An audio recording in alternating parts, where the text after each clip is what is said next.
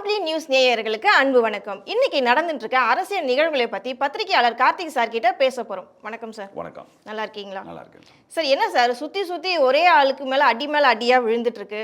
பாத்தீங்கன்னா ஒரே கட்சியில இருக்க மூத்த அமைச்சர்கள் சுத்தி சுத்தி திமுகல இருக்க திரு முதலமைச்சர் மு.க.ஸ்டாலின் அவங்களுக்கே வந்து ப்ராப்ளம் கொடுத்துக்கிட்டே இருக்காங்க. அதை பத்தி நீங்க பார்த்துருப்பீங்க. யாருன்னு பார்த்தீங்கன்னா கே.என். நேரு இருக்காரு, பொன்முடி இருக்காங்க, துரைமுருகன் சார் அவங்க இருக்காங்க, அதுக்கப்புறம் பார்த்தீங்கன்னா செந்தில் பாலாஜி. இப்படி அவங்க கட்சிக்குள்ளேயே நிறைய கலவரங்கள் தொடர்ந்து வந்துகிட்டே இருக்கு. இதை எப்படி ஃபேஸ் பண்ண போறாரு மு.க.ஸ்டாலின் அவர்கள்? மு.க.ஸ்டாலின் என்னத்தை ஃபேஸ் பண்ண போகிறது? மக்கள் எப்படி ஃபேஸ் பண்ண போகிறாங்கன்னு கேளுங்க. இவங்க மினிஸ்டராக இருக்கிறனா மக்களுக்கு தானே சங்கடம். ஏன்னா செந்தில் பாலாஜின்னு ஒருத்தர் ஜாமீனில் இருக்கார். ஜாமீனில் வெளில வந்திருக்காரு.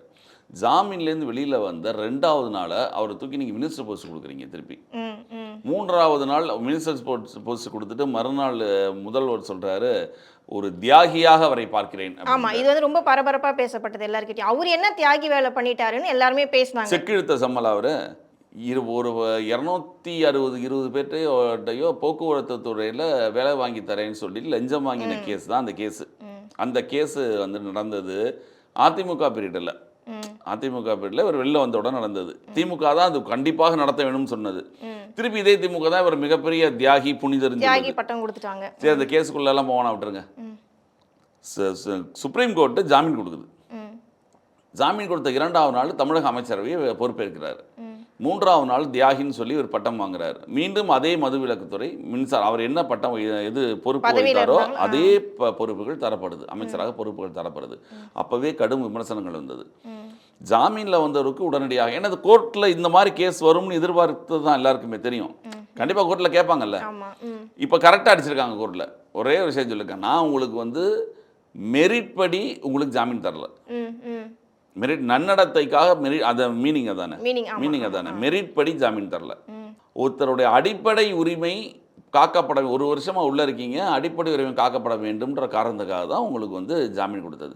நீங்கள் ஜாமீன் கொடுத்த உடனே நேரடியாக போய் அமைச்சராக போய் உட்காந்தீங்கன்னா இவன் தன்னால் நடத்தின துறைக்கு என்ன அப்படின்னு ஒரு கேள்வி வருதுல்ல. நீதிபதிகள் கேள்வி கேட்பாங்க. அதான் கேட்டிருக்காங்க. இப்போ வந்து ஒரு சாட்சி சொல்ல பயப்படுவாங்கல்ல, ஒரு அமைச்சருக்கு எதிராக சாட்சி சொல்ல பயப்படுவாங்கல்ல எல்லாரும். ஒரு உள்ளே இருக்கும் பொழுது இல்லை வெளியில் இருக்கும் பொழுதோ ஒரு சாதாரண மனிதராக இருந்தால் பரவாயில்ல. ஒரு அமைச்சராக இருக்கும் பொழுது யாராக இருந்தாலும் சரி, அதிகார பலம்னு ஒன்று இருக்குல்ல, அதற்கான ஒரு பயம் வரும் இல்லையா? அப்போ எப்படி சாட்சி சொல்ல வருவான்? அப்போ சாட்சியத்தை கலைப்பாங்க. அதுக்காக தான் சொல்லுவாங்க, சாட்சியை கலைக்கிறதுக்கான வாய்ப்புகள் இருக்குன்னு சொல்கிறதுனால தான் இவங்களுக்கு எல்லாருக்குமே ஜாமீன் மறுப்பாங்க. அமைச்சராக இருந்தார் அப்படின்னு சொல்லிட்டு. இவர் உள்ளே இருக்கும்போதே இவர் அமைச்சராக வச்சுருந்தாங்க. பதவியிலேருந்து பதவி இல்லாத அமைச்சரெல்லாம் வச்சுருந்தாங்க. அதுக்கப்புறம் தான் ஒரு காலகட்டம் வந்து வழி இல்லாமல் ராஜினாமா பண்ண நிலைமை வந்தது. எல்லாமே கோர்ட் ஆர்டர் படி தான். இப்போ மீண்டும் சிக்கலுக்கு காரணம் செந்தில் பாலாஜிக்கு மட்டும் சில திமுக தலைமைக்கும் சிக்கலுக்கு காரணம் என்ன அப்படின்னா, இந்த கேஸில் இவர் வந்து பதவி எதிர்க்கக்கூடாது, பதவி கொடுத்துருக்கவும் கூடாது. இப்போ திருப்பி நான் இன்னைக்கு திங்கட்கிழமை சொல்லியிருக்காங்க. திங்கட்கிழமை என்ன சொல்லுவார் நினைக்கிறீங்க? ஒன்றும் செய்ய முடியாது, ராஜினாமா பண்ணியாகணும். உச்சநீதிமன்றம் ஒரு கேள்வி கேட்டிருக்காங்களே, உனக்கு ஜாமீன் வேணுமா இல்லாட்டி அமைச்சர் பதவி வேணுமா? திங்கட்கிழமை இவர் எனக்கு தெரிஞ்சு ராஜினாமா தான் பண்ணணும். இல்லைன்னா உள்ளதான் போகணும். ராஜினாமா வேணலாம். அவங்க தெளிவாக சொல்லிட்டாங்க. ராஜினாமாவா இதுக்கு முன்னாலே கேட்டாங்க. அவங்க முன்னாலேயே இது 1 மாதத்துக்கு முன்னாலே கேட்டதுக்கு இவங்களோட தரப்பு வக்கீல் முகில் ரோத் இல்லாமல் தள்ளி போட்டு வந்து ஒரு தடவை மிக கடுமையான வாய்த்தாய் பேரவங்களும் சொல்லிட்டாரு உச்சநீதிமன்ற நீதிபதி.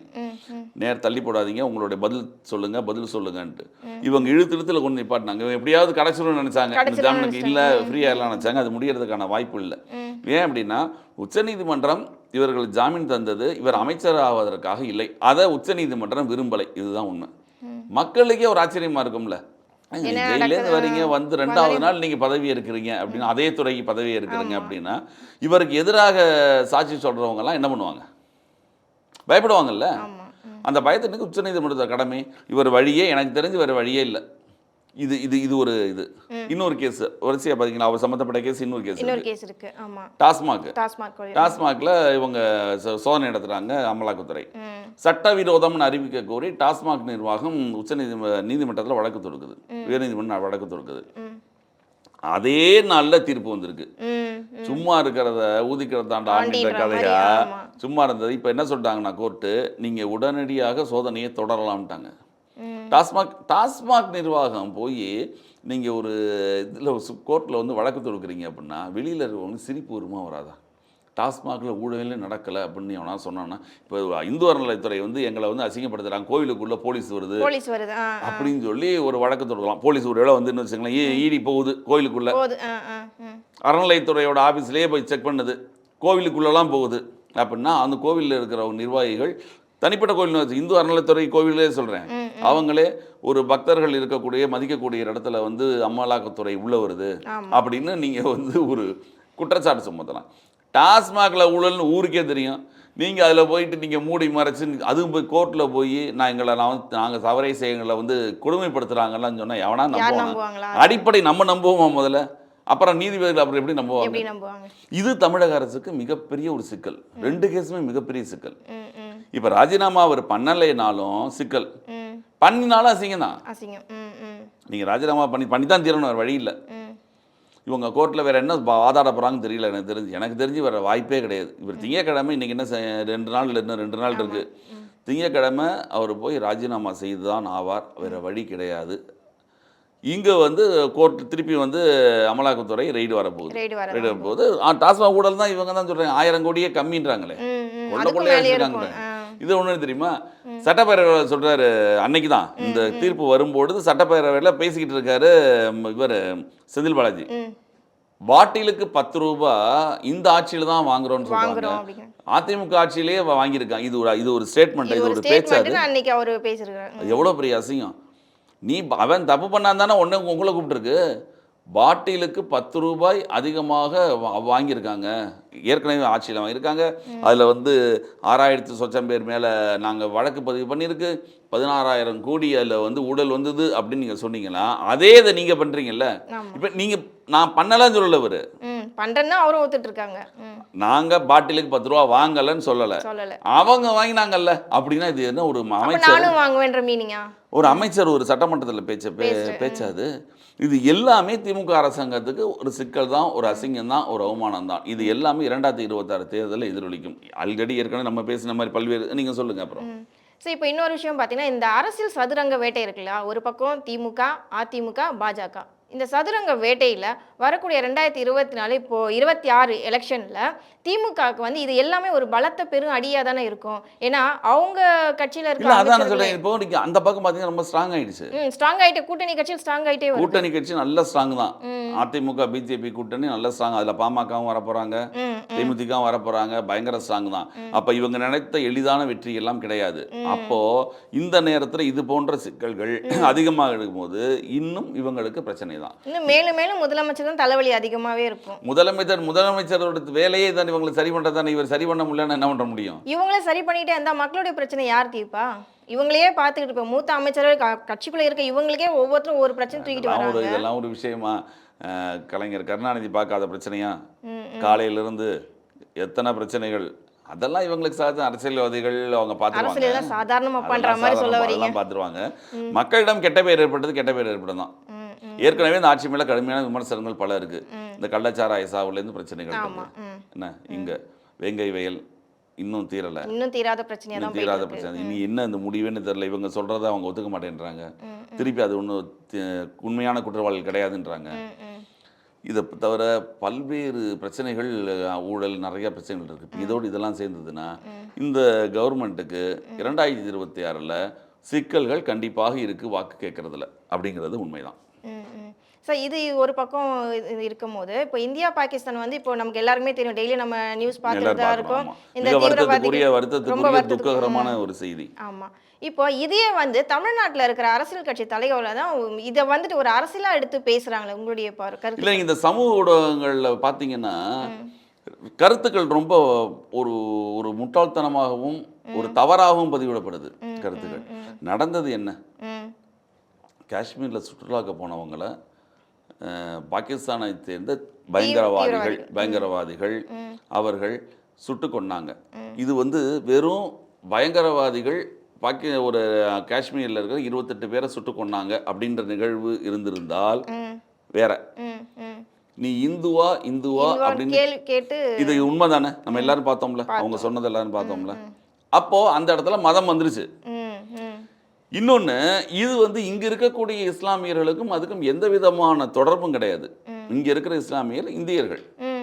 நம்ம சொல்றது பாகிஸ்தானை பாகிஸ்தான்ல சேர்ந்த இருந்து பயங்கரவாதிகள். பயங்கரவாதிகள். அவர்கள் அந்த மதத்தை அங்கு ரொம்ப தீவிரமாக பின்பற்றக்கூடிய ம்.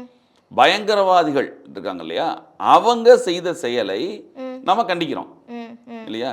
இப்ப கண்டிக்கும் பொழுது விடுதலை சிறுத்தைகள் மற்றும் இந்த திராவிட கழகங்கள் போன்ற கட்சிகள் இவங்க தான் இதுல வந்து மதத்தை வந்து உள்ள வந்து திணிக்கிறாங்க. ம். ம். இது வந்து மத ரீதியாக நடந்த சண்டை கிடையாது, ம். இது வந்து மத ரீதியாக சண்டை கிடையாது. மத ரீதியாக சண்டை அப்ப இருந்தா ஏன் அங்க கொஸ்டின் அந்த அவங்க அந்த கேட்டதானே கொஸ்டின் சொல்றாங்க. மத ரீதியாக வந்தது தானே பிரச்சனையே. அது ம். இது உண்மையில நடந்தது என்ன, மத ரீதியாக வந்தது தானே. ம். நீ இந்துவா முஸ்லீமான்னு கேட்டு தானே சுட்டா, நமக்கே தெரியும்ல, எல்லாரும் டிவி இதை பார்த்துட்டு தான் இருந்தோம். பார்க்குறோம்ல. ஆமா, ஆமா. இப்போ இந்த இடத்துல இவங்க வந்து அந்த இடத்த மாத்துறது, இப்போ மத ரீதியாக பிரச்சனை கிடையாதுன்னு சொல்லி இங்க இருக்கக்கூடிய இஸ்லாமியர்களுக்கும் இதுல எந்த வித உடன்பாடும் இல்லாதவங்களை இவங்க எல்லாரையும் அவங்களோட ஜாயின் பண்ணி விடுறாங்கன்றேன். ம். ம். பாகிஸ்தான்ல சேர்ந்தவர்களோட இங்க இருக்கிற இஸ்லாமியர்களை ஒண்ணாக்கும் முயற்சி இது இவங்க பண்றது. மத கலவரத்தை மத தூண்டுறாங்க. இவங்க தான் அதிகப்படுத்தினாங்க. ம். ஒரு ஒரிஜினலாக நடந்தது. இப்போ வந்து இந்தியாவுக்கும் பாகிஸ்தானுக்கும் பிரச்சனை இந்த இந்த இந்த இப்ப இருக்க இந்த இதனால, இந்த காலகட்டத்தினால. இதுல வந்து மத்திய அரசாங்கத்துக்கு ஒத்துழைப்போம்னு காங்கிரஸ் சொல்லிடுச்சு, திமுகவே சொல்லிடுச்சு. நேற்று திருச்சி சிவா அனைத்து கட்சிக்கு முடிஞ்சோன்னு சொல்றாரு, நாங்கள் முழுமையாக அரசாங்கத்துக்கு ஆதரவு தருவோம். ராகுல் காந்தி சொல்றாரு, நாங்கள் முழுமையாக அரசாங்கத்துக்கு ஆதரவு தருவோம், அரசு எடுக்கும் நடவடிக்கைகளுக்கு ஒத்துழைப்போம். இது அதாவது இது இவங்க ஏன் முன்னால உளவுத்துறை பார்க்கல அப்படின்ற கேள்வியெல்லாம் அவங்க கேட்கலாம். ஆமா, ஒரு இடத்துல ஒருத்தவங்க கேள்வி கூட கேட்டுட்டு இருந்தாங்க, இந்த தீவிரவாதிகள் வந்து ஷூட்டிங் பண்ணும்போது அங்க வந்து ராணுவ படை வந்து தூங்கிட்டு இருந்ததா அப்படிலாம் அதெல்லாம் கேள்வி ரொம்ப கேட்கறாங்க. அதான் இந்த சோஷியல் மீடியா இருக்கிற ஒரு தவறு தான், மிகப்பெரிய தவறு. ம். ம். அதாவது அங்க இருக்கக்கூடிய பாகிஸ்தானில் இருக்கக்கூடிய பயங்கரவாதிகளை பற்றி பேசுறதுக்கு இவங்க இங்க இருக்கிற இஸ்லாமியர்களையும் இணைக்கிறாங்க. இணைக்கிறது யாரு அப்படின்னா இது போன்ற பிரிவினைவாத சக்திகள் தான் சொல்றேன். ம். ம். உண்மையிலேயே பிரிவினைவாத சக்திகள் தான் இணைக்கிறாங்க, வேற யாரும் இல்லை. இவங்க வந்து இல்லாத ஒன்றை ரெண்டு பேரையும் ஒன்னாக்குறாங்க. இப்ப யாருமே இங்க இருக்கக்கூடிய இஸ்லாமியர்களை யாருமே தவறா சொல்லல. ம். ம். பாகிஸ்தான்ல இருந்து வந்து கொன்னான் இல்லையா, அவனுக்கு தண்டனை கொடுப்போம் அப்படின்னு சொன்னா இங்க இருக்கிறவங்க அது மதம்லாம் கிடையாதுங்க அப்படின்னு சொன்னா என்ன அர்த்தம் அப்படின்னா இவங்களை மீன் பண்ணி சொல்றதா அவங்க ஆக்குறாங்க. இங்க இருக்கிற இஸ்லாம் யாருமே இங்க இருக்கிறவங்க இஸ்லாமிய தவறா. நேற்று ராத்திரி நான் ட்ரெயின்ல வந்தேன், எனக்கு ஒரு 3 சீட்டுக்கு முன்னால ராம்நாட்லேருந்து வந்து இஸ்லாமிய பெண்கள் நிறைய பேர் வந்தாங்க. இந்த பக்கம் ராமேஸ்வரத்துலேருந்து வந்து காவியுடைய கட்டின ஒரு 3 பேர் உத்தரப்பிரதேசத்துக்கு போறாங்க. இந்த ட்ரெயின்ல நீ மாறி போறாங்க. யாருக்கும் சண்டை இல்லையே. ஆனா இந்தியால இருக்கவங்க எல்லாம் ஒற்றுமையா தான் இருக்காங்க. சில அரசியல் கட்சி தலைவர்கள் இந்த அரசியல் கட்சிகள் கலவரத்தை தூண்டுவதுதான் பிரச்சனைக்கு காரணமே தவிர நீங்க இதை வந்து மூடி மறைக்கிறதுக்கு எதுக்கு அப்படின்னா, அதாவது இவங்களோட வாக்கை குறிவைத்து சிறுபான்மையர் வாக்கை குறிவைத்து இந்த போர்டு நடந்ததை அப்படியே மாத்துறது, உணவுபூர்வமா மாத்துறது. எங்க நம்மளை சொல்லிடுவாங்களோ இங்க இருக்கிற இஸ்லாமியர்களை நம்மளையும் இந்த மாதிரி சொல்லி இவங்க இருக்கிறவங்களை பேச வைக்கிறதுக்கான முயற்சி அது. இங்க இருக்கிற இஸ்லாமியர்கள் வேற, பாகிஸ்தான்ல இருக்கிற இஸ்லாமியர்கள் வேற இல்லையா. மதம் வந்து எல்லா இடத்துலையும் இப்போ சவுதி அரேபியாவில் இருக்கிற இஸ்லாம் தான் கடைபிடிக்கிறாங்க, அரபு நாடுகளில் கடைபிடிக்கிறாங்க, அது வேற. இங்க இருக்கிற இஸ்லாமியர்கள் இந்தியர்கள், பாகிஸ்தானில் இருக்கிற இஸ்லாமியர்கள் பாகிஸ்தானியர்கள். பாகிஸ்தானியர்களுக்கும் இந்தியர்களுக்கும் நடக்கிற சண்டையில் இவங்களை பாகிஸ்தான்காரங்களோட இணைக்கிறதுக்காக தன் ஓட்டு வங்கி அரசியலுக்காக செய்யக்கூடியது இந்த மாதிரி சிறுபான்மையினர் வாக்கு வாங்கிறதுக்காக இவர்களை உயர்த்தி பேசுறத மாதிரி ஒரு பேசி ரெண்டு பாகிஸ்தானையும் இங்க இருக்கக்கூடிய இஸ்லாமிய இணைக்கிறதுக்கான வேலை இவங்க தான் பண்ண. இது இஸ்லாமியர்கள் புரிந்து கொண்டால் நல்லது. இங்க நடக்கிற வேலை என்னன்னா, இப்போ ஒரு இடத்துல ஒரு சம்பவம் நடந்துருச்சு, இப்போ அதை பற்றி மாதிரி தானே பேசுவோம். அது யார் பண்ணா? பாகிஸ்தான்காரங்க. அப்ப தப்பு யார் மேல? பாகிஸ்தான் மேல. நடவடிக்கை யார் மேல? பாகிஸ்தான் மேல. அப்படிதானே பண்ணுது. இங்க இருக்கிற இஸ்லாமியர்களுக்கு என்ன சம்பந்தம்? யாரு கேட்டா? உங்க வீட்டு என் வீட்டு பக்கத்து வீட்டில் இருப்பாரு, தெய்வத்த வீட்டில் இருப்பாரு. நீங்க காஷ்மீர்லயே சொல்றேன், காஷ்மீர்லயே எத்தனை பேர் இஸ்லாமியர் தான் அதிகம். ஆமா, எத்தனை இஸ்லாம் அதிகம். இந்த சம்பவம் நடக்கும்போது கூட இஸ்லாமியர் தான் உதவி பண்ணிருக்காங்க. ஒருத்தர் இறந்து போனாரு, அதுல ஒரு குதிரை ஓட்டர் இறந்து போனாரு, தெரிஞ்சுமே அவர் வந்துட்டு ஹெல்ப் பண்ணி இருக்காங்க. அப்போ அவர் சுட்டு. அதான் சொல்றேன், அந்த காஷ்மீர் அந்த பயங்கரவாதிக்கும் சாதாரண ஒரு இஸ்லாமிய மக்களுக்கும் வேறுபாடு இருக்கு. அவங்க வந்து மதத்தை அவங்க சொல்றது மதத்தை தீவிரமாக கடைபிடிக்கிறதுனால அந்த தீவிரவாத எண்ணம் கொண்டவங்க. அந்த தீவிரவாத எண்ணம் கொண்டவர்களை எல்லாருமே ஆதரிப்பதில்லை. இங்க இருக்கிற இஸ்லாமியர்கள் யாரும் ஆதரிக்கிறது கிடையாது. அப்படி இருக்கும்பொழுது அங்கே நடந்த நிகழ்வுக்கு இங்கே இருக்கிற இஸ்லாமியர்களை நீங்கள் சேர்த்து யார் பேசுகிறான்னா இந்த மாதிரி பிரிவினையை தூண்டும் கட்சிகள் இருக்கு இல்லையா, அப்படி பேசும்போது அவங்க மனசில் ஒரு பயம் உண்டாக்குறது முயற்சி. ஐயோ நம்மளையும் சொல்லிடுவாங்களோ, அவங்களுக்கு சம்மந்தமே இல்லையே, அதுக்கு அவர்கள் இந்தியர்கள் அவர்னு அவங்களே சொல்கிறாங்க. அப்படிங்கும் பொழுது பிரிவினவாத எண்ணம் கொண்டவர்கள் தன்னுடைய ஓட்டு வங்கி அரசியலுக்காகவும் ஓட்டு வங்கி அரசியலுக்கு எடுத்து கொடுக்குற மாதிரி இந்த திராவிட கழகம் போன்ற விடுதலை சிறுத்தைகள் திராவிட எல்லாருமே இதில் போய் அரசியலாக்காதீங்கன்றது. இது ஒட்டுமொத்த ஒரு துயர சம்பவம். அடிச்சவன் யாருன்னா அடுத்த நாட்டுக்காரன். அதுக்கு என்ன பண்ணுமோ அதை தான் நீங்க செய்யணும். அதை பண்ண நீங்க அவனை எதிர்க்கிறத விட்டு இங்க இருக்கிறவங்கள நீங்க 2 பேரும் ஜாயின் பண்ணீங்கன்னா இது இந்த மக்களை ஏமாற்றக்கூடிய ஒரு விஷயம். அவங்க மனசுல ஒரு பயம் வரைக்கக்கூடிய விஷயம். எடுத்த உடனே நீங்க நேரடியாக எதை பேசணும், யார் எதை பேசணும், நீங்க பயங்கரவாத சம்பவத்தை பத்தி பேசணும், அந்த சம்பவத்துக்கு யார் தூண்டினாங்கன்னு பேசணும். அதைத்தான் இப்போ அரசாங்கம் பண்ணிட்டு இருக்கு. ஸோ இப்போ இந்த இடத்துல இன்னொரு சந்தேகம் என்னன்னு பார்த்தீங்கன்னா, இப்போ திடீர் தாக்குதல் நடத்தியிருக்காங்க இல்லையா பாகிஸ்தானில் இருந்துட்டு, இதனுடைய பின்னணி என்னவா இருக்கும்? சில அரசியல் கட்சி தலைவர் சொல்லும் சைனா தான் இந்த மாதிரி வேலை பண்ணியிருக்கு, பாகிஸ்தானுக்கு ஹெல்ப் பண்ணியிருக்கு அப்படின்றாங்க. இது உண்மையா? சைனாவுக்கும் பாகிஸ்தானுக்கும் பல்வேறு தொடர்பு, மிகப்பெரிய தொடர்பு இருக்கு. அமெரிக்காவுக்கும் பாகிஸ்தானுக்கும் ஆகாது. என்ன அவங்க ட்வின் டவர்ல இருந்தே அவங்க இடிப்புல இருந்தே அவங்களுக்கு ஆகாது. அப்படிங்கும் பொழுது சைனா மறைமுக உதவி அப்படின்னு எல்லாருக்குமே தெரியும். அப்படிதான் சொல்றாங்க, சைனா மறைமுக உதவி அப்படின்ட்டு. இதெல்லாம் ஒரு இந்தியாவோட வெளியுறவு கொள்கை சம்மந்தப்பட்ட விஷயங்கள். இதில் இவங்க தேவையில்லாத பதிவுகள் இதெல்லாம் போட்டு இந்த சமூகம் சோஷியல் மீடியாவில் போட்டு பிரச்சனைகளை அதிகமாக்குறாங்க. அவ்வளோதான். இது அதுக்கு தான் கவர்மெண்ட் இருக்குது, அப்போசிஷன் பார்ட்டி இருக்குது, காங்கிரஸ் இருக்குது, ராகுல் காந்தி இருக்காரு, மல்லிகார்ஜுன கார்கே இருக்காரு, அப்போசிஷன் பார்ட்டி, கவர்மெண்ட் இருக்குது. அவங்க டிசைட் பண்ணி அவங்க செயல்படுத்துகிறாங்க. இதில் இவங்க நடுவில் சம்மந்தப்பட்டு தன்னுடைய கருத்துக்களை சொல்கிறோன்ற பேரில் நிறைய தவறான வதந்திகள் வருது. நீங்கள் சொல்கிற மாதிரி அந்த குதிரை வண்டி ஓட்டுறவர் இஸ்லாமியர் தானே, அங்கே ஏத்தாப்புல ஒரு பூ வித்துருப்பான், அவங்க இஸ்லாமியரை தானே இருப்பாங்க. அங்கே மோஸ்ட்லி எல்லாம் ஒரு குறிப்பிட்ட மக்கள் இஸ்லாமியர்கள் தான். அவர்களோட வாழ்வாதாரமே அந்த சுற்றுலா தலத்தை வச்சு அவங்க எப்படி தவறு நடக்கும். அப்பா இப்போ தாண்டா நம்ம நிம்மதியாக இருக்கோம் அப்படிங்கும் பொழுது இப்படி ஒரு சம்பவம் நடக்குது. அப்போ இந்த மாதிரி கலவரத்தை உண்டு பண்ணணும் பிளான் பண்ணதே பாகிஸ்தான் கவர்மெண்ட், இந்தியன் கவர்மெண்ட்டே சொல்லிதானே உங்களுக்கு பாத்தீங்கன்னா இந்தியாவோட அமைதியை கெடுக்கிறதுக்கும் காஷ்மீர் மக்கள் அதாவது பொருளாதார வளர்ச்சி மேன் பண்ணிட்டு போயிட்டே இருக்காங்க இல்லையா, அதை கெடுக்கணுன்றதுக்கான ஒரு குறிப்பு எல்லாம் குழப்பம் உண்டாக்கணும், இந்தியாவுக்குள்ள குழப்பம் உண்டாகும், பொருளாதார பிரச்சனை உண்டாக்கணும் பிளான் பண்ணி. அதனால தான் இந்தியன் கவர்மெண்ட் உங்களுக்கு வாகா எல்லை மூடி இருக்கு, சிந்து நதி இதை ரத்து பண்ணியிருக்கு, அவங்க சிம்லா ஒப்பந்தத்தை ரத்து பண்ணியிருக்காங்க, வான்வழி அவங்க க்ளோஸ் பண்ணிட்டாங்க, பாகிஸ்தான் வான்வழி யூஸ் பண்ணக்கூடாதுன்னு துப்பாக்கி சண்டை ஆரம்பிக்குது. அப்போ 2 கவர்மெண்ட் சம்பந்தப்பட்ட விஷயம். இதில் இந்த கவர்மெண்ட் எடுக்கிற முடிவுக்கு இந்திய மக்கள் அனைவரும் ஒத்துழைக்கணும். இப்போ இந்த நேரத்தில் இவங்க குழப்பம் உண்டு பண்ணுற மாதிரியே பதிவுகள் போடுறது இந்திய அரசாங்கத்திற்கு எதிராக.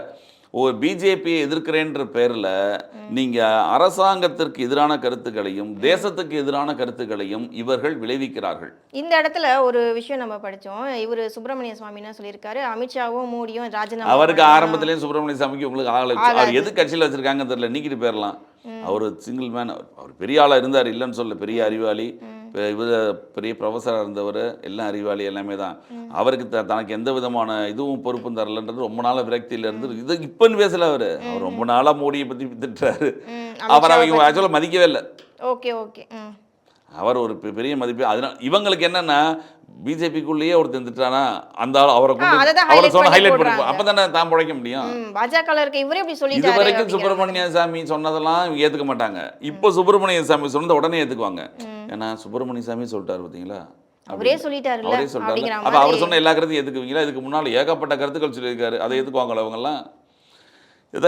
அதான் தேசத்திற்கு பாதுகாப்பான ஒரு தன்மை தேவைப்படும் போது, தேசம் பாதுகாக்கப்பட வேண்டும் என்போது, தேசம் ஒருங்கிணைந்து நிற்கணும் எங்கும்போது, இந்திய அரசாங்கம் எடுக்கக்கூடிய நடவடிக்கைகளுக்கு அனைத்து கட்சிகளும் ஆதரவு தரணும் எங்கும்போது அனைத்து மக்களும் ஆதரவு தரணும். ஏன்னா இது மக்களுடைய ஒருமைப்பாட்டுக்காகவும் பாதுகாப்புக்காக தான் ஒரு அரசாங்கம் நடவடிக்கை இருக்குது. அந்த நடவடிக்கையை விமர்சிப்பதோ அதான் சொல்லேன், பிஜேபின்ற ஒரு வார்த்தையை கொண்டு வந்து இணைச்சு ஒரு மதவாதம் இப்படிலாம் பேச ஆரம்பிச்சு நீங்கள் தேசத்துக்கு எதிராக பேசுறீங்கன்றது உங்களுக்கு புரியலை. இன்னொரு இடத்துல ஒரு பப்ளிக் தான் சொல்லியிருக்காங்க. என்ன சொல்லியிருக்காருன்னா, உங்களால தான், அதாவது திரு மோடிஜியால தான் இந்த கலவரம் நடந்தது.